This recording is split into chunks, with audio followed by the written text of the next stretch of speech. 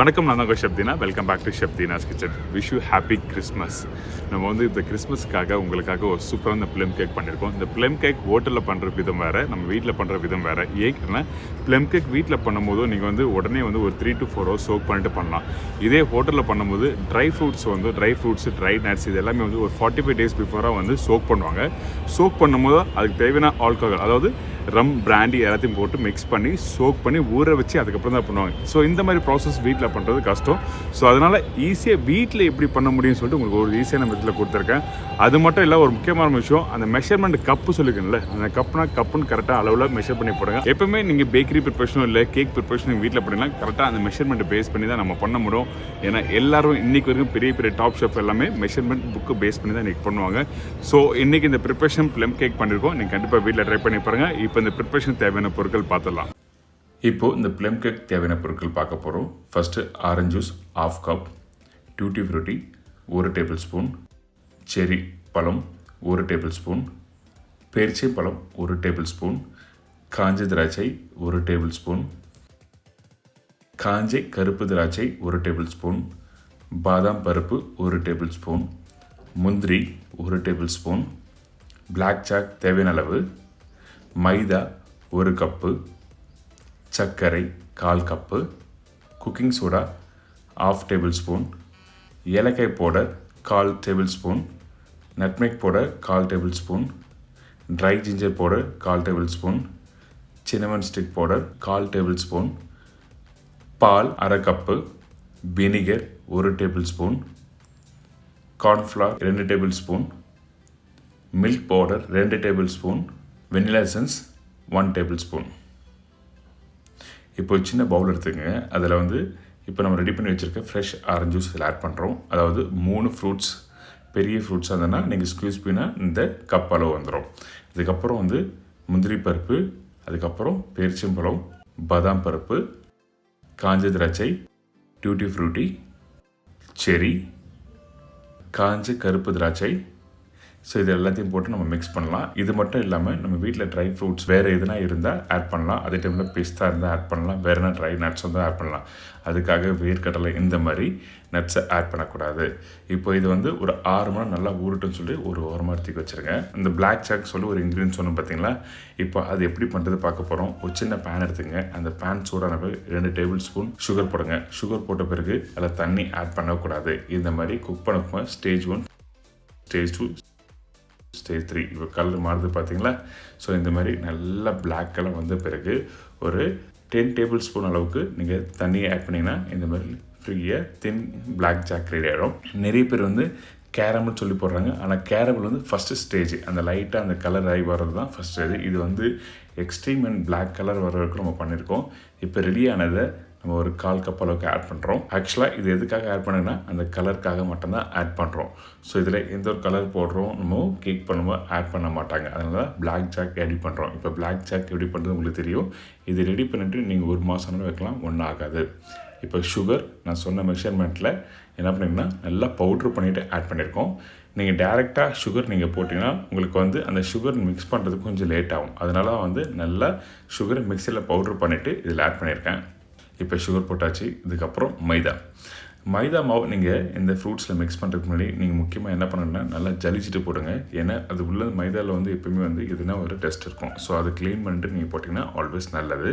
அதுக்கப்புறம் இப்போ cooking soda போட்டிருக்கோம், cornflour 2 tablespoon, milk powder 2 tablespoon, nutmeg 1/4 spoon, சுக்கு பவுடர் 1/4 spoon, பட்டை பவுடர் 1/4 spoon, ஏலக்காய் பவுடர் 1/4 spoon. இப்போ எல்லாமே ஆட் பண்ணியாச்சு. ஆட் பண்ணி முடித்த பிறகு நம்ம என்ன பண்ணோம்னா, நம்ம ஏற்கனவே ஜூஸ் வந்து கொஞ்சம் லைட்டாக லிக்விடாக இருக்கும்ல. ஸோ இதுலேயே போட்டு நல்லா மிக்ஸ் பண்ணுங்கள். மிக்ஸ் பண்ணி முடித்த பிறகு இந்த மாதிரி டெக்ஸ்சர் வரும். ஸோ இந்த மாதிரி டெக்ஸ்சர் வந்த பிறகு நம்ம என்ன பண்ணுவோம், பால் ஆட் பண்ண போகிறோம். இந்த பாலில் வந்து வினிகர் 1 spoon ஆட் பண்ணிவிட்டு அதுக்கப்புறம் இந்த ரெடி பண்ணி வச்சுருக்க இந்த பேஸில் ஆட் பண்ணுறோம். நல்லா மிக்ஸ் பண்ணுங்கள்.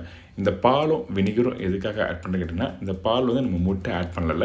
இந்த முட்டைக்கு பால் வந்து அந்த டெக்ஸ்சர் கொடுக்கறதுக்காக பால் ஆட் பண்ணுறோம். அதுக்கப்புறம் இந்த வினிகர் வந்து அந்த புளிப்புத்தன்மை உங்களுக்கு இதில் வரணும். அதனால தான் அதில் ஆட் பண்ணியிருக்கோம்.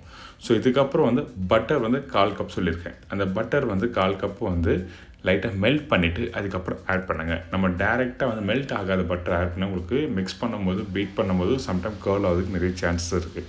ஸோ அதனால் மெல்டட் பட்டர் ஆட் பண்ணுறோம். அதுக்கப்புறம் வெனிலா எசன்ஸ் 1 டேபிள் ஸ்பூன், இது எல்லாத்தையும் ஒன்றா போட்டு மிக்ஸ் பண்ணிவிட்டு அதுக்கப்புறம் அந்த பேட்டரை வந்து ஒரு 10 நிமிஷம் நல்லா விடுங்க. இப்போ இந்த பேட்டர் ரெடி ஆகிடுச்சு. இங்கே பாருங்கள், இப்போ இந்த பேட்டர் இப்போ எடுத்து காமிச்சோம்ல, இந்த மாதிரி உங்களுக்கு கரெக்டாக வளர்ந்துருக்கணும். ஸோ இந்த பேட்டர் பண்ணும்போது ரொம்ப ரொம்ப இம்பார்ட்டன்ட் அந்த மெஷர்மெண்ட்.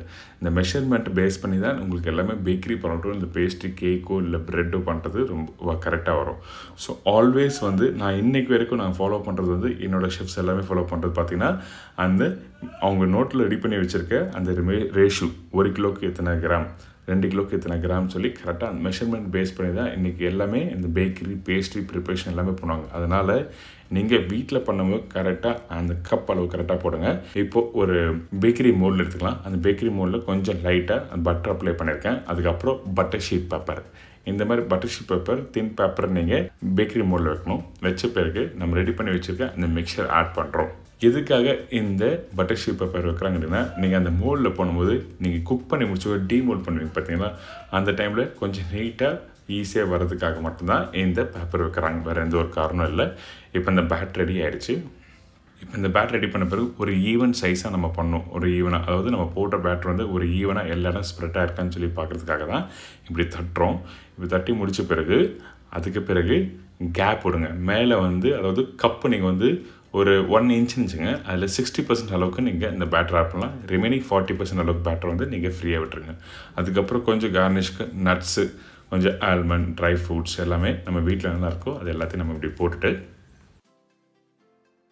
இப்போ எல்லாம் ரெடி ஆகிடுச்சு. இப்போ நான் என்ன பண்ணேன்னா, இங்கே நம்ம வீட்டில் சின்ன ஒரு நான்ஸ்டிக் பேன் வச்சுருக்கோம். அது குக்கர் மாதிரி தான். இந்த நான்ஸ்டிக் பேன் வந்து நல்லா சூடு பண்ணி வச்சுருக்கோம். எதுக்காக கேட்டினா, நம்ம எப்பவுமே இப்போ கேக் ப்ரிப்ரேஷன் வீட்டில் பண்ணும்போது அந்த ஓவன் வந்து ப்ரீஹீட் பண்ணி வச்சா தான் உங்களுக்கு வந்து கரெக்டாக அந்த ப்ரிப்ரேஷன் ஸ்டார்ட் ஆகும். ஸோ அதனால் ப்ரீஹீட் பண்ணி அதுவும் நல்லா சூடு பண்ணி வச்சுருக்க இந்த வெசல்ஸில் கொஞ்சம் சால்ட் ஆட் பண்ணுறோம். இந்த சால்ட் எதுக்காக ஆட் பண்ணுறோம் கேட்டிங்கன்னா, அந்த சால்ட் வந்து அந்த சூடு தன்மையை வந்து அப்படியே உங்களுக்கு ஸ்டே பண்ண வைக்கும். ஸோ அதனால தான் வந்து உங்களுக்கு சால்ட் ஆட் பண்ணியிருக்கோம். அதுக்கப்புறம் ஒரு சின்ன ஒரு கப்போ இல்லை ஒரு பிளேட் மாதிரி நீங்கள் வச்சுட்டு அதுக்கப்புறம் நம்ம ரெடி பண்ணி வச்சுருக்க அந்த பேஸ் உள்ளத்துக்கு வச்சு க்ளோஸ் பண்ணிங்கன்னா கரெக்டாக நீங்கள் வீட்டில் இது குக் பண்ணிடுறதுக்கு டைம் வந்து ஒரு மணி நேரம் 10 நிமிஷம் ஆகும் கரெக்டாக. அதாவது 70 மினிட்ஸ் வந்து இந்த ப்ரிப்ரேஷன் கம்ப்ளீட்டாக ரெடி ஆகிறதுக்கு ஆகும். இப்போது இந்த ப்ரிப்ரேஷன் ரெடி ஆகிடுச்சு. நீங்கள் ஒரு சின்ன ஒரு ஸ்டிக் எடுத்துங்க. அந்த ஸ்டிக்கில் வந்து நீங்கள் லைட்டாக இன்சர்ட் பண்ணி நீங்கள் பார்த்தீங்கன்னா இந்த கேக்கு உங்களுக்கு வந்து கரெக்டாக வந்து வெந்திருக்கா இல்லைன்னு தெரியும். இப்போ ரெடி ஆகிடுச்சு. இப்போ ரெடியானதை டீமோல்ட் பண்ணுறோம். அதாவது இப்போ திருப்பிட்டு அதுக்கப்புறம் மேலே உள்ள அந்த பேப்பர் எல்லாத்தையும் நம்ம எடுக்க போகிறோம். பார்த்தீங்களா, இப்போ இந்த பேப்பர்லாம் இப்போ எடுக்கிறோம். ஸ்லோவாக ஈஸியாக வந்துடும், ரொம்ப காம்ப்ளெக்ஸ்லாம் இல்லை. ஏன்னா கீழே பட்டர் போட்டிருக்கோம் ஒரு சைடில், இன்னொரு சைடில் வந்து அந்த பேட்டர் ஆட் பண்ணியிருக்கோம். ஸோ அந்த ஈரப்பதம் இருந்துகிட்டே இருக்கும், அதனால் ஈஸியாக வந்துடும். இப்போ ரெடி ஆகிடுச்சு. இப்போ வந்து கொஞ்சம் லைட்டாக கார்னிஷ் பண்ண போகிறோம். இந்த ஒயிட் கலர் பார்த்திங்கன்னா அது ஐசிங் சுகர் சொல்லுவாங்க. ஐசிங் சுகர்னால் நம்ம சர்க்கரையை வந்து நல்லா பவுடராக நம்ம வந்து மிக்ஸியில் அரைச்ச பிறகு கொஞ்சம் லைட்டாக டஸ்ட் பண்ணினா இந்த மாதிரி ஐசிங் சுகர் மாதிரி மேலே நீங்கள் கார்னிஷ் போடலாம். அதுக்கப்புறம் தின் ஸ்லைஸாக கட் பண்ணுறேன் பார்த்தீங்களா. இப்போ இது மாதிரி கட் பண்ணால் உங்களுக்கு சூப்பராக உங்களுக்கு ட்ரை கேக் ரெடி. ஒரு அருமையான ப்ளம் கேக் எப்படி பண்ணுறது உங்களுக்கு சொல்லி கொடுத்துருங்க. கண்டிப்பாக வீட்டில் ட்ரை பண்ணி பாருங்கள். ஏன்னாங்க இந்த ப்ளம் கேக் எப்படி பண்ணுறது எல்லாருக்கும் ஈஸியாக தெரிஞ்சிருக்கும். கண்டிப்பாக வீட்டில் ட்ரை பண்ணி பாருங்கள். இதே மாதிரி நாளைக்கு இன்னொரு சூப்பரான ப்ரிப்பரேஷன் சந்திக்கிறேன். பாய்.